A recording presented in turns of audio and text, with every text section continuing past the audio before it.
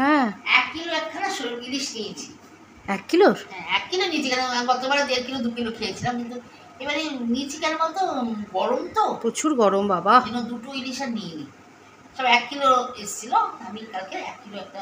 ও তাহলে তো নিশ্চয়ই স্পেশাল। ওই ভালো হতো, ভালো তো হতোই, কিন্তু গরম বলে না আমি নিলাম না, গরমে ইলিশ মাছ বেশি খাওয়া যায়। বুঝলাম। তা আজকে কি হবে? ওই ভাপ বড় বড় পিস করেছি। আজকে অরিজিনাল ভাপেটা দেখাবো, ইলিশ মাছ ভাপে।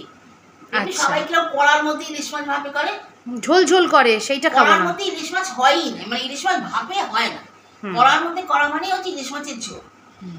আর আমি যেটা করবো ভাপে করবো। আচ্ছা, পিওর ভাপা ইলিশ। ভাপা ইলিশ কথাটা বলে ইলিশ মাছ ভাপে, ভাপে মানে ভাপেই করতে হবে।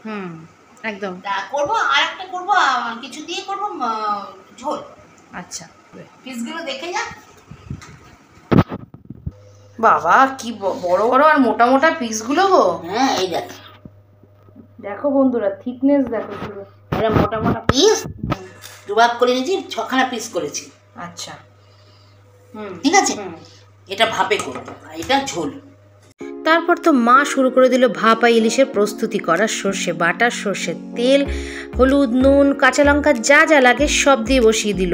কিন্তু এই রেসিপিটা তোমাদের এখন দেখাচ্ছি না, তোমরা খুঁজে নাও ক্রিয়েটিভিটি মিমি শান্তা, মানে আমাদের আরেকটা ফেসবুক পেজ ক্রিয়েটিভিটি মিমি শান্তায় তোমরা এই রেসিপিটা পাবে। এছাড়াও আমাদের ইউটিউব চ্যানেল মিমি শান্তা অ্যাক্টিভিটি ব্লগেও কিন্তু তোমরা এই রেসিপিটা পেয়ে যাবে।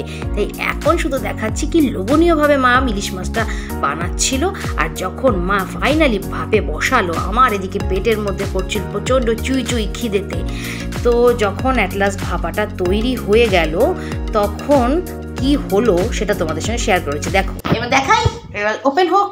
1 2 3 স্টার্ট।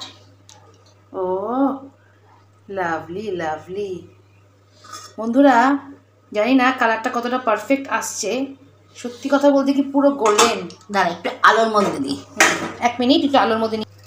এইবার বন্ধুরা তোমরা দেখতে পাচ্ছ কি অপূর্ব দেখতে, গন্ধ তেমন। ভাপা ইলিশের স্বাদই আলাদা সত্যি বন্ধুরা। আর গন্ধও বেড়েছে সেরকম, গন্ধটাও সেই লেভেলের। এবারে সত্যি কথা বন্ধু, মা ইলিশটা কিন্তু কম হয়ে গেল। আগের বার করেছিলে মনে হয় যে 6-7টা ইলিশ ছিল এখানে, এবারে একটু ইলিশটা কম হয়ে গেল। 1 কিলো নিয়েছি, আগেরবার নিয়েছিলাম 2 কিলো। হ্যাঁ, আসলে এত গরম যে আর মানে একটু একটু এগুলো কম খাওয়াই ভালো এত গরমে। যে আর সত্যি কথা বলতে কি কিছুদিন ধরে না আমার লিভারটা আর মেয়ের লিভারটা দুটোই একটু গরম গরম হচ্ছে, তাই জন্য আরোই বেশি নিইনি। ভালোই করেছো। তা বন্ধুরা, এবছর এরকমই থাক, ঝোল খাবো, ভাপা খাবো, আর যথেষ্ট। বলো যথেষ্ট যথেষ্ট। নেক্সট বছর আবার তো ইলিশ আসবে। আমি যখন নিই তখন বেশি করে নিই। এবার এত তপ্ত রোদ্দুর দেখতেই পাচ্ছ, মানে প্রচন্ড রকম গরম, এর মধ্যে সত্যি কথা একটু বুঝেই খেতে হবে। তো আজকের মতো চলি, টাটা।